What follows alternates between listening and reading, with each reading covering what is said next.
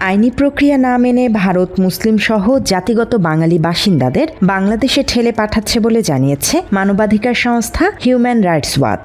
মঙ্গলবার এক প্রতিবেদনে আইনি প্রক্রিয়া ছাড়া আটক ও বহিষ্কারের এসব ঘটনা মানবাধিকারের লঙ্ঘন বলে সতর্ক করে আন্তর্জাতিক সংস্থাটি। ভারতকে এই নির্মম আচরণ বন্ধ করার আহ্বান জানিয়েছে হিউম্যান রাইটস ওয়াচ। মুসলিমসহ পশ্চিমবঙ্গের জাতিগত বাঙালি বাসিন্দাদের জোরপূর্বক বাংলাদেশে ঠেলে দিচ্ছে ভারত। মৌলিক আইনি প্রক্রিয়া না মেনেই তাদের বহিষ্কার করা হচ্ছে বলে প্রতিবেদনে জানিয়েছে মানবাধিকার সংস্থাটি।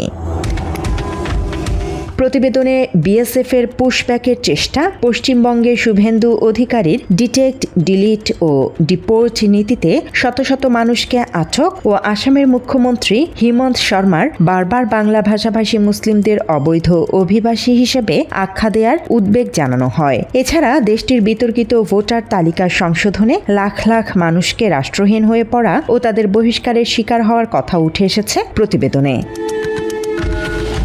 হিউম্যান রাইটস ওয়াচের এশিয়া অঞ্চলের উপপরিচালক মীনাক্ষী গাঙ্গুলি বলেন,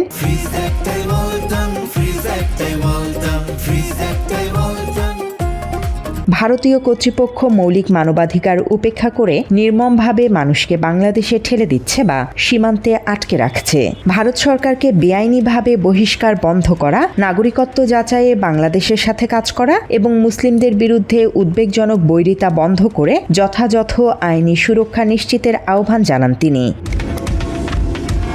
বলা হয়, স্বেচ্ছায় প্রত্যাবর্তন আন্তর্জাতিক মানবাধিকার মানদণ্ডের সঙ্গে সামঞ্জস্যপূর্ণ হলেও জোরপূর্বক প্রত্যাবর্তন বা বহিষ্কার করা উচিত নয়। পুশিনের শিকার মানুষদের বরাত দিয়ে তাদের কাছ থেকে নথিপত্র কেড়ে নেয়ার কথাও তুলে ধরে হিউম্যান রাইটস ওয়াচ। আন্তর্জাতিক আইনের অধীনে জাতি, ধর্ম, বর্ণ নির্বিশেষে ভারত সবার অধিকার রক্ষা করতে বাধ্য বলে জানাচ্ছে মানবাধিকার সংস্থাটি। এছাড়াও আইনি প্রক্রিয়া ছাড়া কাউকে আটক বা বহিষ্কার মানবাধিকারের লঙ্ঘন বলে সতর্ক করা হয় প্রতিবেদনে। পুশিনের শিকার ও জিরো লাইনে থাকা শিশুদের বিষয়েও সতর্ক করা হয়েছে ভারতকে।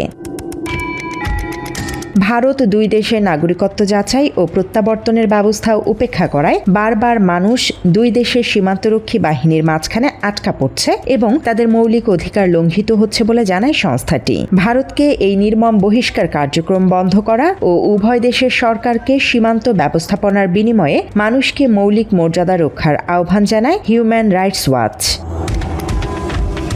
News desk, Bangla addition.